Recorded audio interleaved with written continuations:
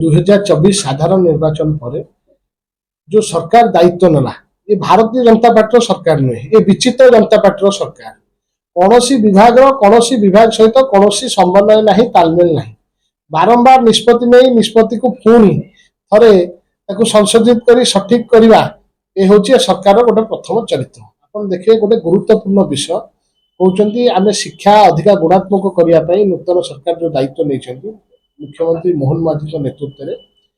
ये भाई हास्यास्पद घटना घटुची समाज रे ओडिशा रे छात्र छात्री मान भविष्य को नहीं ए सरकार जमा हेले तत्पर नहांती नहले एभली विरल घटना आज 20 मे मासे हेलानी नोटिफिकेशन प्रकाश होता आज हूँ शेष तारीख +3 फॉर्म फिलअप पाई किंतु देखिए ओडिशा रे +2 रिजल्ट हेले परिप्रकाश हेनी ये एक हास्यास्पद घटना एमाने छात्र छात्री मानकर भविष्य को नहीं भारतीय जनता पार्टी सरकार ओडिशा रे जमा हेले जत्नवान नुहे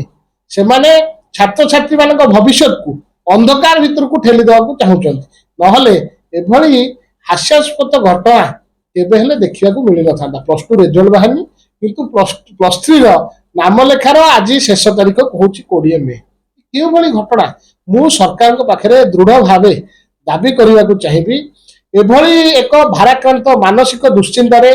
ओडिशार अभिभावक अभिभाविका मानू एवं ओडिशार छात्र छात्री मानू एभली भाव मेंटल प्रेशर न पकातु काली जो किसी असुविधा परिस्थिति हम कि गोटे विषम परिस्थिति सृष्टि हम दायी निश्चित भाव ओडिशा सरकार रहिबे। मोर आपण माध्यम ओडिशा सरकार को मोर दाबी रही यथा शीघ्र आज लास्ट डेट रो समय थिला 11:45 सुधा फॉर्म फिलअप करेंगे। वर्तमान समय केतेटा हेलानी सरकार केतेबेले निष्पत्ति पुणी नेबे डेट एक्सटेंशन करने कौन पाई सरकार भीतर विभिन्न विभाग भीतर तालमेल रहुनी भीतर समन्वय नहीं कहीं छात्र छात्री मान भविष्य को लेकिन सीरीयस नुहे। भारतीय जनता पार्टी सरकार ओडिशा रे छात्र छात्री मान भविष्य को अंधकार भीतर को ठेली देवा चाहे। आउ गोटे छोट नजीर जोटा रही 10वीं और +2 सीबीएसई छात्र छात्री मानकर रिजल्ट बरगढ़ रे जो 6 गोटी शिक्षानुष्ठान रही आज पर्यंत प्रकाश होनी से पिला माने अभिभाविका माने विभिन्न फोरम को जाइए कथा दाबी उपस्थापन कले संतोषजनक उत्तर विभाग तरफ मिल पारनी। खूब शीघ्र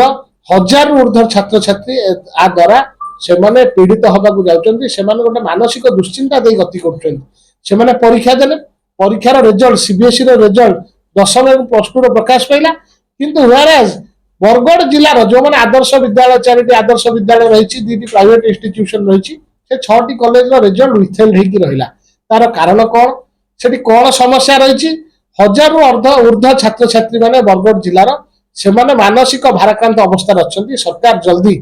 हस्तक्षेप कर इंटरव्यू करके दृढ़ कार्यानुष्ठान नवार आवश्यकता रही।